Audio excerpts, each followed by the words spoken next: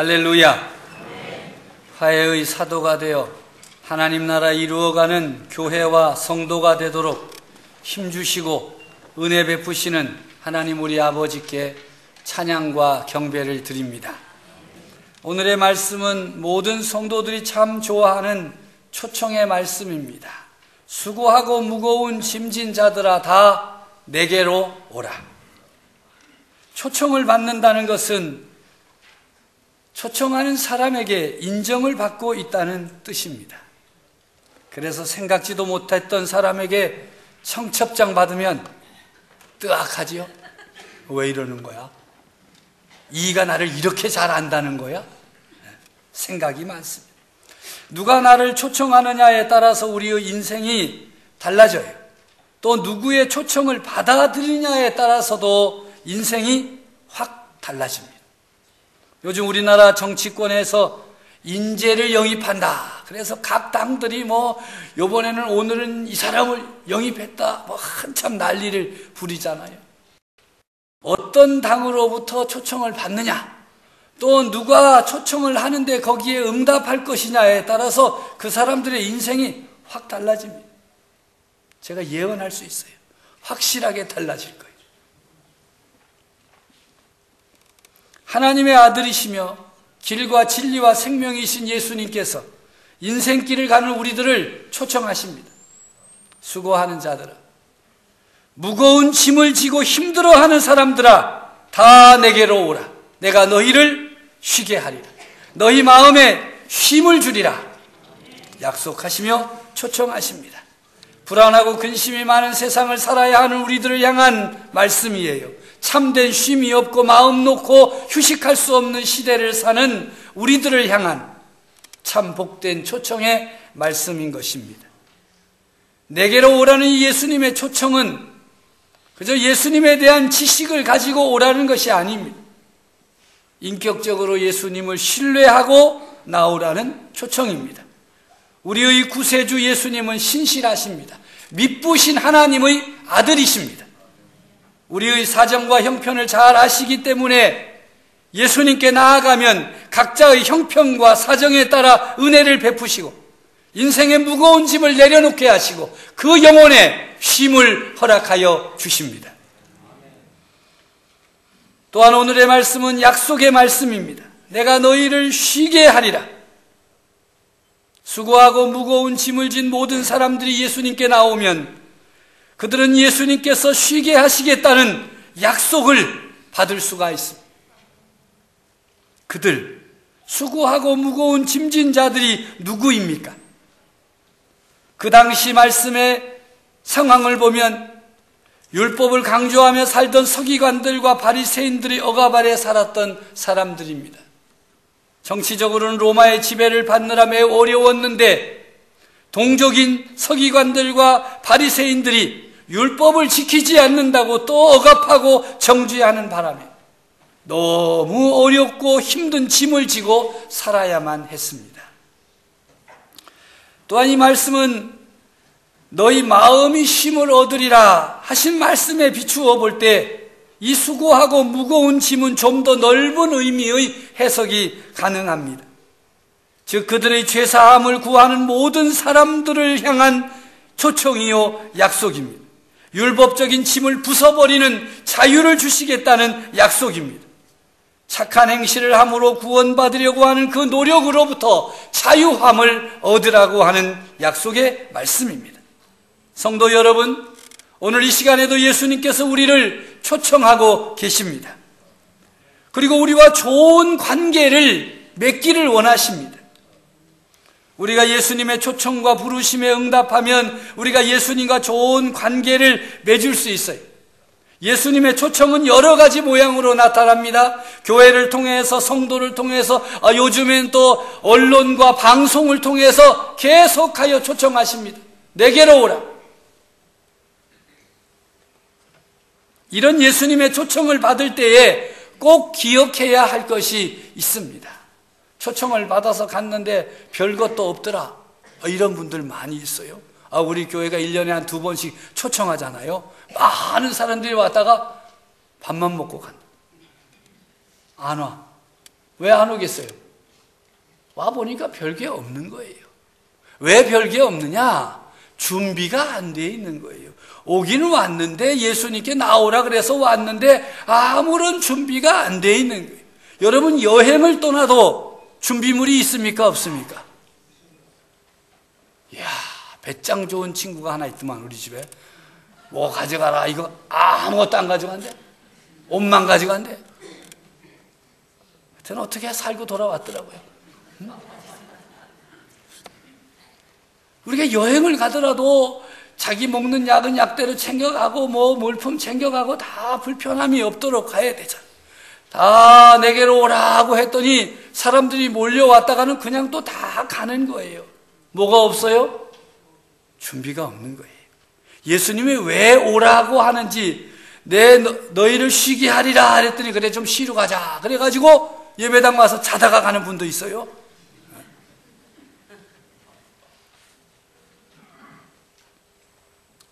마태복음 22장 14절의 말씀에 보면, 한번 읽읍시다. 시작. 아멘. 청함을 받은 자가 많아요. 많은 사람들이 청함을 받아서 왔는데 어떤 사람이 적다고요? 택함을 받은 사람이 적다는 거예요. 정말 예수님과 좋은 관계를 맺고 그 마음에 쉼을 얻는 택함 받은 사람이 적다는 거예요. 성도 여러분, 이 시간 여러분 자신을 돌아보십시오. 나는 청함을 받은 사람에 속합니까? 아니면 청함을 받고 택함을 받은 사람 속에 속하는가? 살펴보아야 할 것입니다.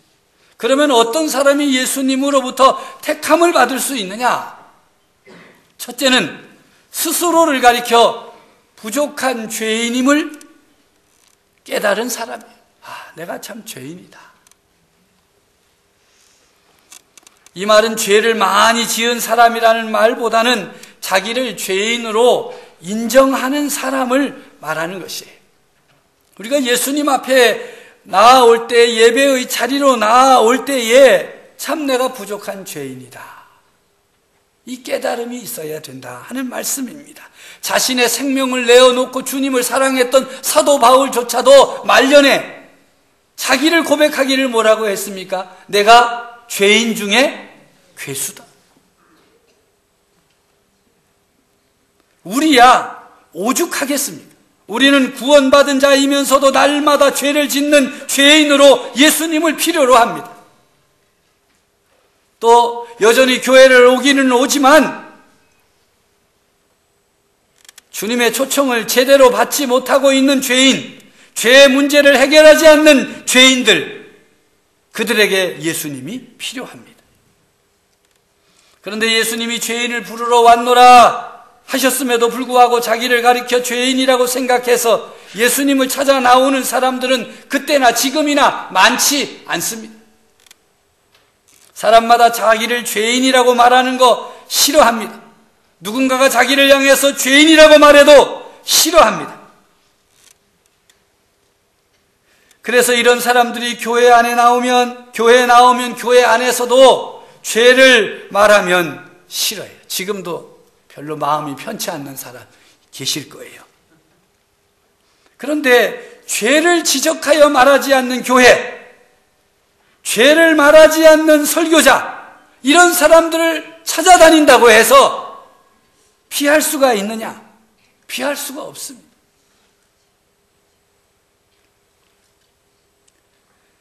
왜 자신을 죄인으로 생각하는 사람이 예수님과 좋은 관계를 맺고 택함받은 사람이 될 수 있습니까? 그것은 자신을 죄인이라고 깨달은 사람에게는 가능성이 있어요. 변화의 가능성이 있어요. 새롭게 될 가능성이 있어요.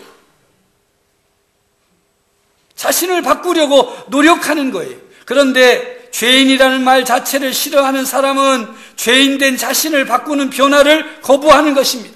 아무리 많은 사람들이 모여도 스스로를 죄인이라고 깨닫지 않은 사람들에게는 변화가 없습니다. 예수님 주변에는 언제나 그와 같은 그룹의 사람들이 끼리끼리 모였어요. 이 같은 현상은 지금도 마찬가지입니다. 신앙을 통해서 교양이나 얻으려는 사람들, 영적인 근본적인 문제가 해결되지 않는 사람들, 십자가 밑에서 눈물을 흘려본 경험이 없는 사람들, 나의 것이 모두 주님의 것이라고 고백하지 않는 사람들, 그들은 지금도 자신이 죄인이라고 하는 사실을 인정하려 들지 않습니다. 지금도 그렇게 사는 것이 죄된 것이라고 하는 지적을 싫어합니다. 죄인은 자기가 죄인이라는 사실이 드러나는 것을 싫어합니다. 그래서 죄인 아닌 척 위장하는 것입니다. 그래서 교회에 올 때는 마스크를 하나씩 쓰고 온다 그래요. 가면 해가지고 오늘 어떤 컨셉으로 할까? 그래가지고 뭐 생글생글 웃는 걸로 할까? 아니면 오늘 뽀얀 얼굴로 갈까? 해가지고 하나 꺼내가 이렇게 쓰고 돌아. 그래서 교회에서 보면요, 아무런 문제가 없어. 서로의 얼굴을 보면 행복해 보이고 평안해 보이고 착해 보이고. 옆에 사람 한번 보세요. 그렇지 않아요?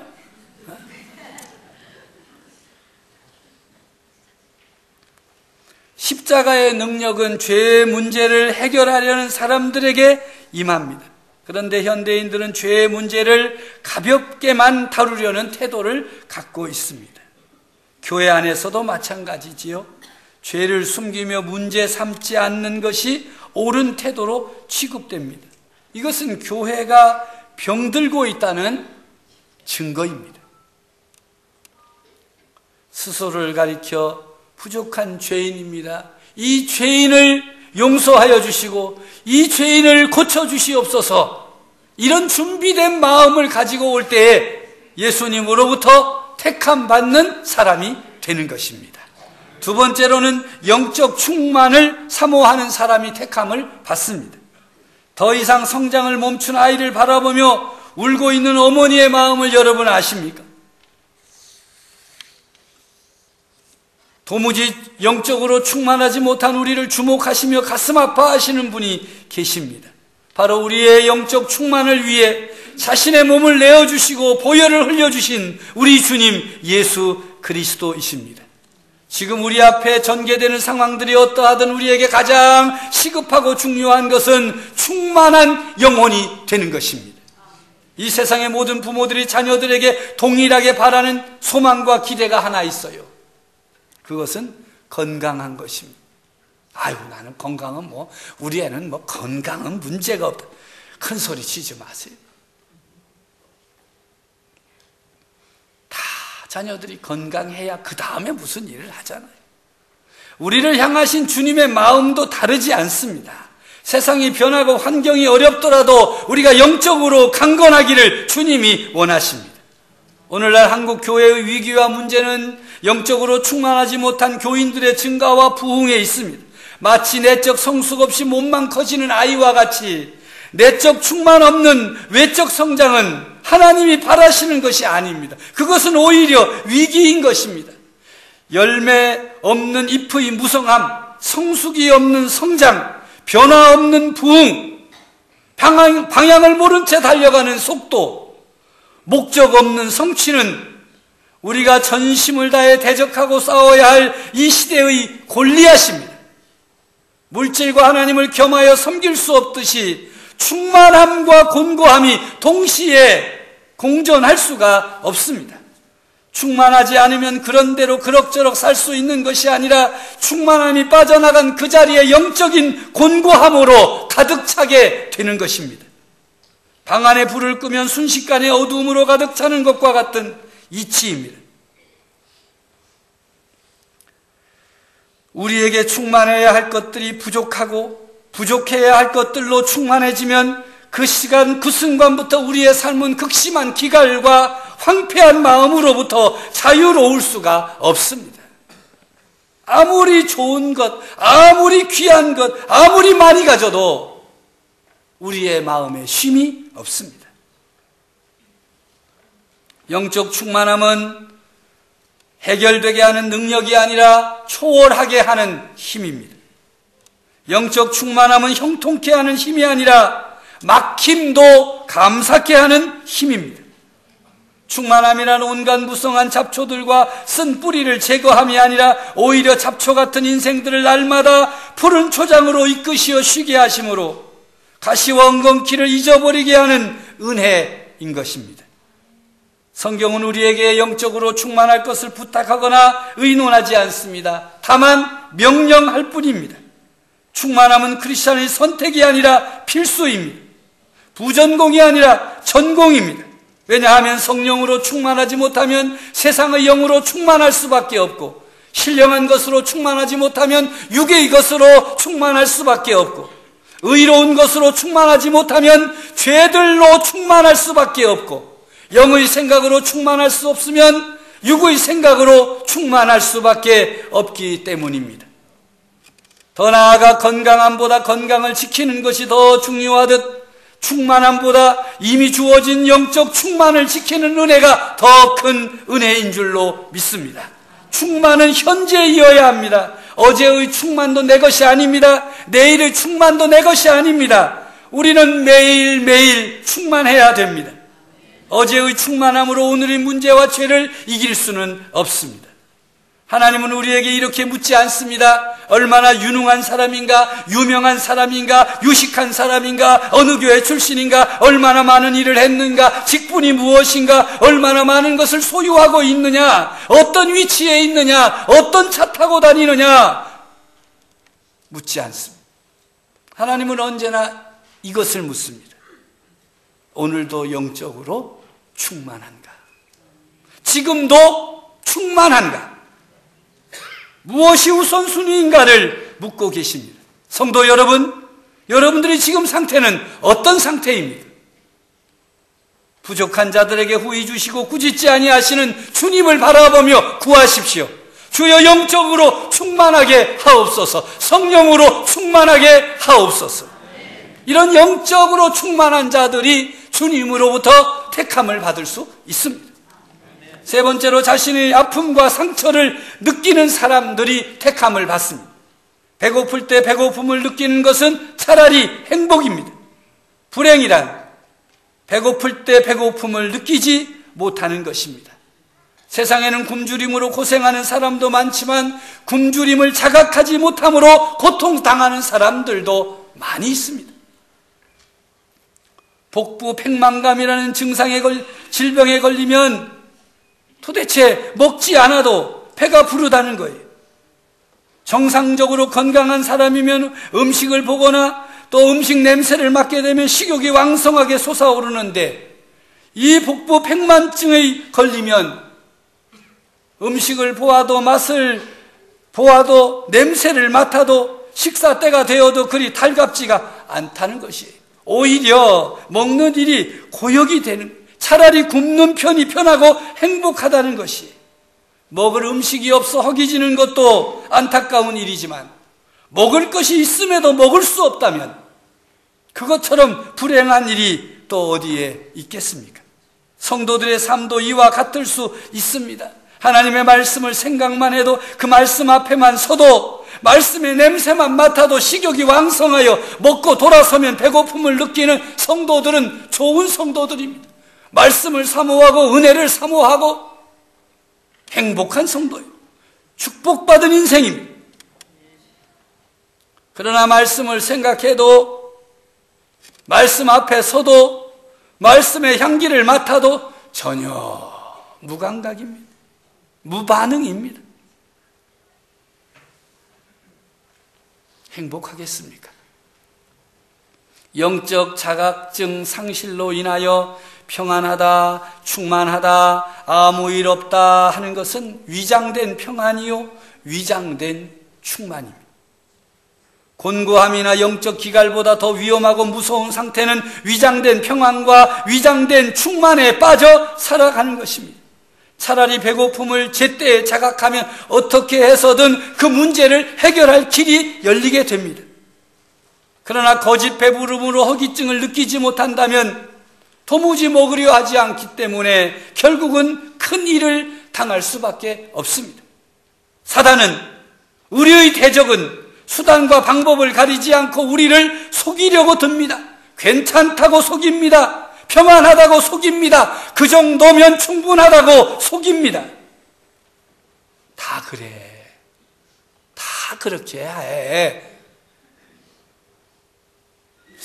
기도해야 되는데. 아니야, 안 해도 돼. 다 그 목사가 다 하잖아. 새벽에 그 사람들이 대표로 하는데 뭘 그래. 괜찮아.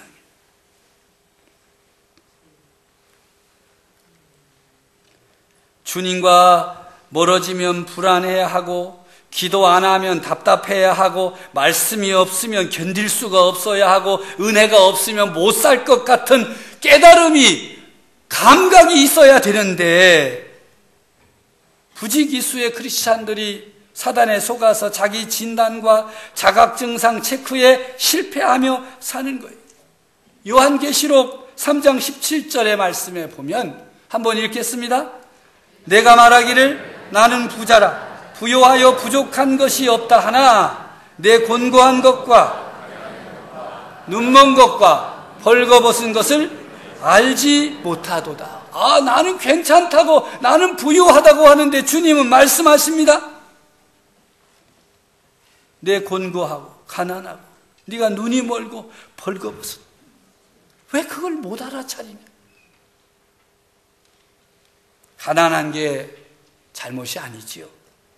부요하다고 착각하는 것이 잘못입니다. 부족함이 잘못된 것 아닙니다. 우리 인생이 얼마나 부족합니까? 그런데 위장된 충만함이 문제인 것입니다. 아픈 것이 부끄러운 것이 아닙니다. 안 아픈 것처럼 가장하는 것이 치유와 회복을 어렵게 만드는 것입니다. 사단은 가장한 천사로서 성도들에게 침투하여 수도 없이 오판을 하게 만드는 것입니다. 시급하게 기도가 필요한 성도에게, 시급하게 말씀이 필요한 성도들에게, 은혜가 필요한 성도들에게 괜찮다고, 지금은 바쁘니까 이 다음에 하면 된다고, 다 그렇게 사는 것이라고, 어쩔 수 없지 않느냐고, 지극히 정상적으로 살고 있다고 오진하고 오판하게 만드는 것입니다. 가장 안타까운 때가 언제입니까? 찾아갔는데 선생님이 뭐라 그래요? 왜 이제 오셨습니까? 그래 이 지경이 되도록 뭘 하셨습니까? 마찬가지입니다. 주님 앞에서 오판하면 안 됩니다. 위장해도 안 됩니다. 자기가 얼마나 아프고 상처 가운데 있는지, 중병에 걸려 있는지를 깨닫는 사람이 주님의 택함을 받을 수 있습니다. 어찌되었든 시간을 내어 기도의 골방으로, 주님을 처음 만났던 말씀의 그 자리로, 옥합을 아낌없이 깨뜨렸던 은혜의 그 자리로 나아가야 됩니다. 시간이 없다면 시간을 내야 됩니다. 시간이 되면 하는 것이 아니라 시간을 만들어 하나님 앞으로 나아가야만 살 수 있습니다. 성도 여러분, 자신의 죄인됨을 느끼고 인정하십니까? 자신의 충만함의 상태가 여전히 부족함을 느끼고 인정하십니까? 자신의 아픔과 배고픔과 헐벗음을 느끼고 있습니까? 예수님께로 나아가십시오. 그 느낌과 깨달음을 가지고 그 앞에 엎드리십시오. 그런 자들에게 그 마음에 쉼이 임할 것이고 죄사함의 역사가 임할 것이고 영적으로 충만하게 되어질 것입니다.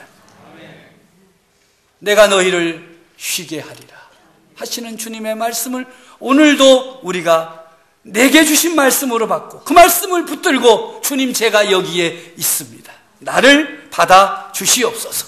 나를 고쳐 주시옵소서.